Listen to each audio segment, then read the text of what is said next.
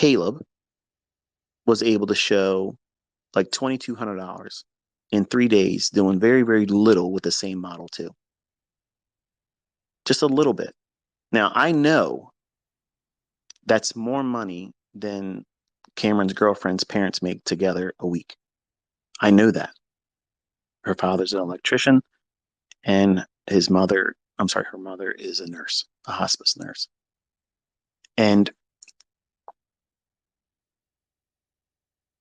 just in 3 days, that's enough money right there to say that, look, if I just did the next 2 days, I'm I'm killing what you both do. And if Cameron can duplicate that, and if that's all he ever amounts to be able to do, he's still winning. And that's where I'm pushing his attention because sitting down telling him like, hey, look, you can parlay this up into this. I'd be feeding him all the wrong motivation. So what I'm telling him to do is focus on trying to make 6 figures a year. If you just focus on 6 figures a year after taxation, it's still comfortable living. You're doing better than the average person in America. It's way above the median income. And you have all the time to do whatever you want to do. If you want to make it bigger, you can do that. If you want to just live there and not do anything more than that, and you're comfortable with that, and that's all you want to put into it, that's fine too. I'm not going to worry about you. And that's all I want to be able to do is lay my head down at night and know that my kids are not going to have to lean on me to bail them out because something bad's coming in the future, the economic, upheaval and all kinds of other dumb stuff that everybody else is worrying about. And I'm trying to prepare all of you to be resilient from falling victim to. I'm trying to do that with all my kids.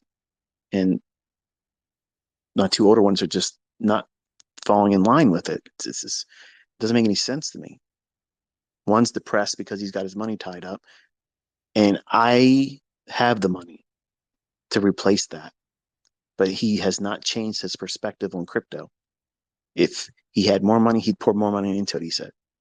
And to me, I know I'm not going to give him money because that's what he's going to do with it. So that's the reason why I don't bail him out. So I keep him in that. He's paying credit card payments on the money he borrowed that he put into that shit that he's locked up in. He can't get his money out of it. So what is a mentor to do? What is an ICT to do in this condition or this situation rather? Just like the rest of y'all. I got kids and I got a family and I'm trying to make the best of it. And you might have the answers, but if your kids don't want to listen, what are you going to do? You can't make them do it. They're going to do it or they're not going to do it. And when they're adults, they have the ability to say, hey, Dad, I appreciate you, but no. And I don't like hearing them be able to tell me as an adult, no. I'm used to hearing them say, yeah, Dad, okay, I'll take care of it. Thank you. Now they're adults and they can tell me, no, Dad, I'm not doing that. So I counter that in chess by telling them, then stay where you're at financially because I'm not going to change it for you. And admittedly, Cody had a little case of the ass for a little while and we didn't talk for a couple months because his idea was, you should give it to me because you have it. And I told him, you shouldn't have got yourself in that situation because I told you that's what was going to happen. And if I bail him out of that and he doesn't feel the pain of it, he's already told me if I give him more money, he's just going to pour more money into crypto. That's not what I want to do. I want him to learn how to trade something outside of crypto. And he ain't trying to do it. Why? Because he's depressed. He's depressed about the whole situation. And a girlfriend of his and they broke up and it's weighing on him. And when I talk to you all about how, when you have issues in your personal life and you have a separation or a breakup or a divorce or you lose a spouse or lose a girlfriend or a boyfriend or a child, something traumatic happens, you can't take that into the marketplace. And I taught on that because I saw that in my son, Cody, when he and his long-term girlfriend separated. And then she got with someone that was really well to do, had his life together, house and everything, and a police officer, and they already have 3 kids real quick. I think it hurt him. And since then, he's been depressed. And it's just, it's a physical depression. It's not like, yeah, well, I just don't feel up to it. Like, you can see he's feeling it. I think he knows he let her go. And it was a matter of him pushing her away.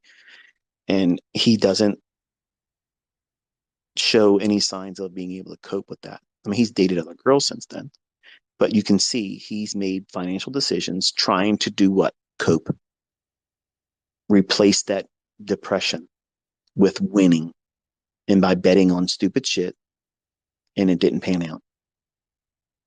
So when I was teaching to you how that is an issue, I was reaching into my own personal family and Cody's experience. Now, Cody's not aware of it.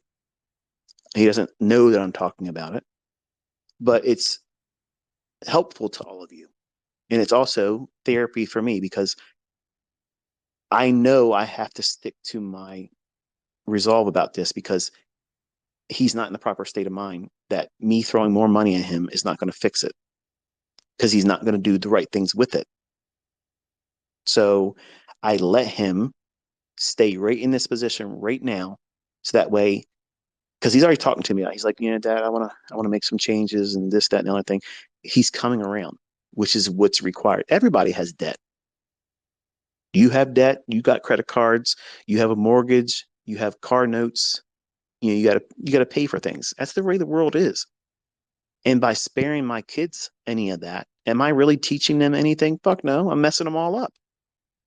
That's how I got Cody in that situation, by throwing money at him.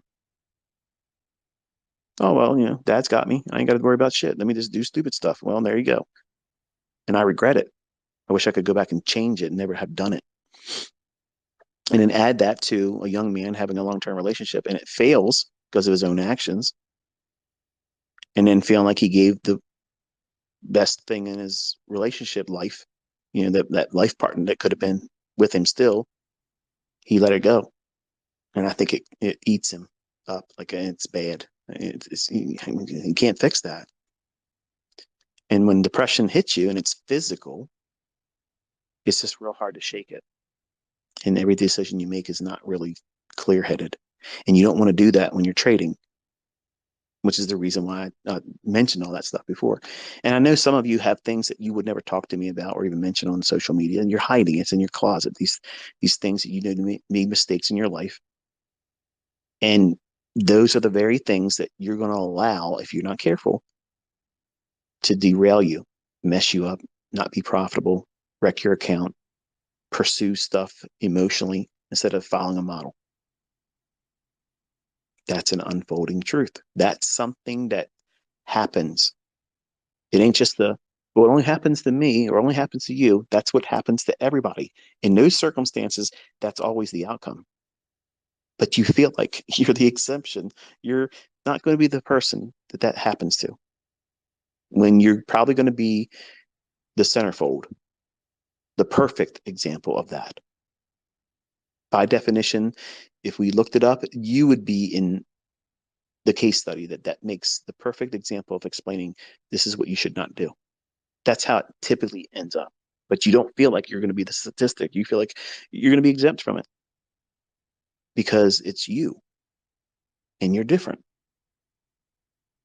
And then when you go into the marketplace and you recklessly plow into it, hoping to get some kind of resolve or distraction by winning, knowing full well that win wasn't really a byproduct of your model. It's just because you impulsively gambled. No different from pushing a button on a slot machine at the casino or laying down some chips at the roulette table. That's a gamble. So you don't want to do those things. You want to see what I'm doing, teaching you how to see it, read it, be bored by it, and then, like a business, when people are running a business, they're not hopping around, all excited because they're conducting business today. They're not doing that. They're very methodically doing the same thing that's boring to them. You do this, you do that, you stay organized, you do your books, you pay your taxes, and this is the end of the year, and you can carve out a salary. It's boring. That's how you want your trading. You want your trading just like that. It's not going to cause you sleepless nights. It's not going to be something that you have to stress over. It's a business. You know what you're looking for, you know how to anticipate these things repeating, and you know when you're going to engage and take on the risk. You're not allowing your personal life, you're not allowing the things that would make you feel insignificant or inferior, or you need a bump in your feel good dopamine. You're not going to try to get that through your trading. You're trading and pushing the button because there's something that your model says that this is a high probability, low risk opportunity, and you're going to engage it and you're going to manage it until it's over. And when it's done, you close the charts and you turn it off and you walk away and you go to the next session or the next trading day. Repeat. That's discipline. That's running it like a business. And you're fortifying it and protecting it from any outside stimuli. No reason to try to replace a bad feeling away from trading. Trading is an island of itself. You don't let any of your personal stuff into that. You don't let other people in your relationships into your trading. You don't invite their analysis. You don't invite their opinion of what you've done. Your results are yours. Your spouse sees it at the end of the year. That's the best way of doing it. The best way. But isn't it hiding it from your spouse? No, you just tell them, I'm running a business. At the end of the year, I'm hopefully going to show you what I was able to do with this. If I show you every day or every week, your response to what I think is either good or not so bad, I may see this response that you give me, and it may affect me adversely. And then every trade I take will have that same impact of regret or remorse because I have shown you something that maybe didn't live up to your expectation, but you're not trading. You're just my partner. You're my spouse. You're my life partner. So you don't invite them into that. Be honest and say, I'm running this. This is what I'm doing, but you keep them out of it because two minds in this is toxic. You're never, ever, ever, you're never going to be able to be comfortable with that. When you do well, if you show your spouse and they don't feel the same, excitement of what you were able to accomplish, what are you going to feel? Wow, they didn't see it like I did. They don't appreciate me. You know how much effort it took for me to do this and how hard it was? They're never going to understand it, so don't tell them. At the end of the year, there's your results. There it is. At the end of next year, I'll show you my results again and we'll pay taxes on it and we get to live off the fat. There it is. That's the best way to do it. You're not hiding it. You're just saying, look, I don't want to have any mental baggage. I don't want you to influence me. I don't want you to make me feel like I got to do better. And I don't want you to feel like I didn't do good enough. And if you're honest with your partner, wife, husband, whatever it is that you're with, if you're honest with them like that, that's the best way to ring in what you're doing as a trader. You're honest with them. You're going to confide in them when it's time to pay the taxes. Say, here, I'm going to show you what I was able to do. You're not hiding it from them, but you're being honest because it's a very psychological impact when you let someone else that you love give them their opinion about or report card. In a lot of ways, I'm thankful that my wife is just like, well, you know, it's a video game. All of you people play video games. That's all it is. Okay, wonderful.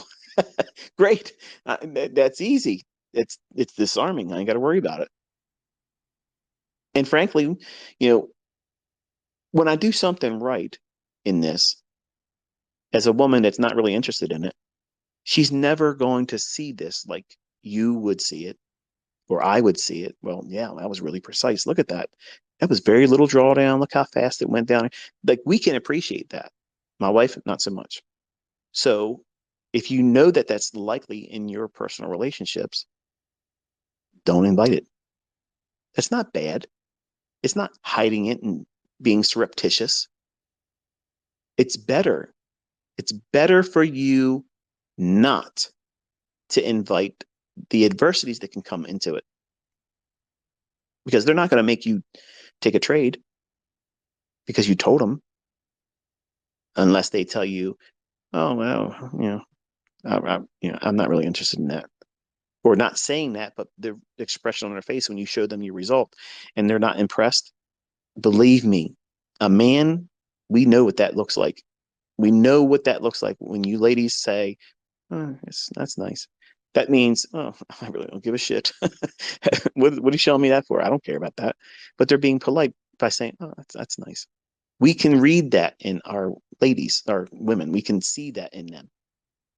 But what you don't realize is, and men, you probably maybe not haven't spent that many hours thinking about how you're going to do this when you finally get with someone, if you're single, but you didn't account for how that's going to impact you. And then when you take your next trade and it is approaching your stop loss, you're thinking, man, if she really wasn't all that impressed when I had that win, which I felt was great, and she asked me how I did today, or she reads it on my face that I took a stop and I'm drawdown, I'm going to feel really worse. Let me just get in here and fix this right now. Right there, you just opened up the opportunity for you to do what? Wreck your account. Who's trading the account now? Retail Rick, the gambler. The gambler's in control. You slip seated with Retail Rick. And the analyst is left home, and Shotgun is the trader at the mercy of wherever Retail Rick steers the car. Because now you've invited someone else to call the shots about your trade and how you feel about it and how you're going to react to the adverse results. And in that aspect, you're going to take that whole emotional stimuli and direct your next series of trades, not because you're following the model, not because you're doing the right thing with your trading model and risk management. Now you're trading for a outward response to something that probably isn't really going on, but in your head it is. You're afraid that you're not going to be able to present with details and results to your spouse when they ask. And they might not ask, but you're afraid they're going to now. And you're going to wear it on your face and they're going to ask you now, what's wrong? What did you do?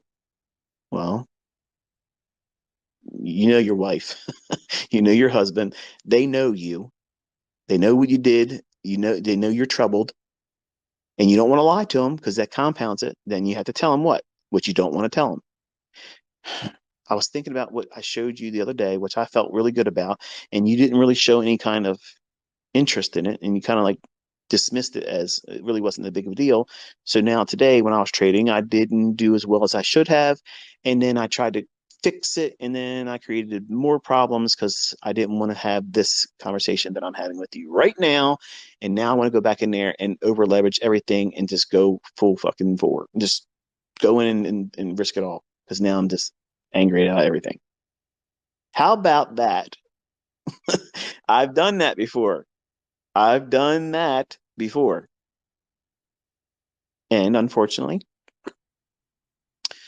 it causes a great deal of animosity, not for the spouse, but for you as the trader, because you know you let yourself become unraveled. And it's so easy to see the very moments where you could have took control and said, no, but you don't. Why is that? Because you're allowing the emotions, the things that are external to your trading, you're making that the driving factor in your decisions on when and how you're going to trade. And that is what causes you to blow up. You're trying to invite other people to run your business. Your spouse is your spouse. They're not your CEO. They're not your boss. This is your trading business. Unless they're trading the account with you, they're not employee, they're not boss, they're not co-partner, they're outside of the company. Period.